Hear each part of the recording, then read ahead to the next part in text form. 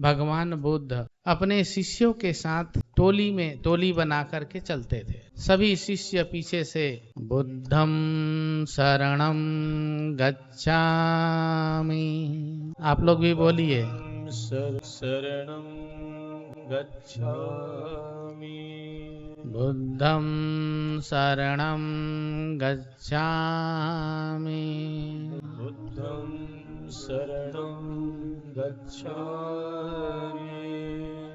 बुद्धं स्वरूपं नमामि।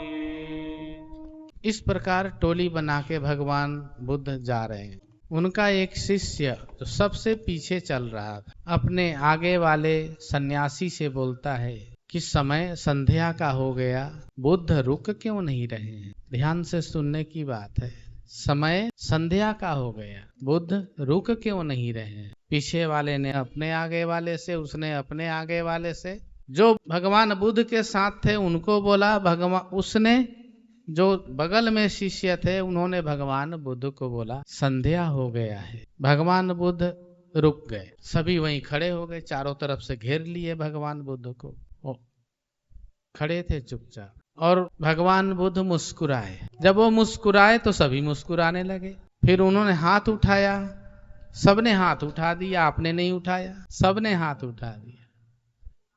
फिर भगवान बुद्ध ने हाथ नीचे कर लिया, आंख खोले तो जो सबसे पीछे वाला चेला था उसने बोला, प्रभु आप मुस्कुराए क्यों। तो भगवान बुद्ध ने कहा सवेरा हो गया। क्या हो गया? सवेरा हुआ इसलिए मुस्कुराए। तो उसने कहा नहीं नहीं, ये पूरब के तरफ सूरज नहीं है तो पश्चिम के तरफ है, क्योंकि उगते समय भी सूरज लाल होते हैं और डूबते समय भी लाल दिखते हैं।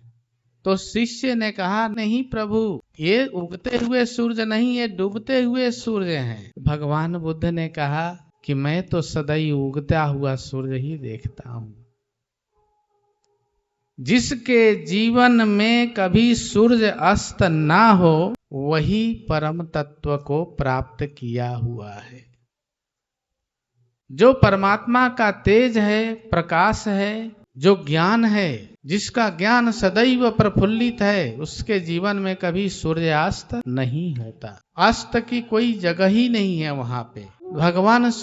भगवान बुद्ध ने कहा कि मैंने जो देखा उसमें तो हमेशा सूर्य उदय हो रहा है। अस्त तो एक विश्राम का नाम है। अस्त का मतलब समाप्ति का नाम है। और भक्त के जीवन में, साधु के जीवन में, संत के जीवन में समाप्ति कभी होती ही नहीं है। तो जो मनुष्य रोता है, ये सिर्फ आपको जानना है कि हम क्यों रो रहे हैं, क्यों दुख को प्राप्त हुए हैं। हम आप प्राप्त नहीं हुए हैं। जब आप ढूंढेंगे तो सतचित आनंद ब्रह्म स्वरूप है। आपकी बाह्य वृत्तियां, आपका जो बाहर की प्रवृत्ति है, अच्छा दिखने का, बड़ा बनने का और महान कहलाने का, वही दुखी है, वही रोता है। और ये रोना कभी बंद नहीं होगा जब तक आत्मज्ञान, आत्मबोध ना हो, जब तक भगवान की प्राप्ति ना हो। मीरा जी भी रोई, कबीर भी रोए हैं, नानक भी रोए हैं, रैदास भी रोए, सूरदास भी रोए, रसखान भी रोए,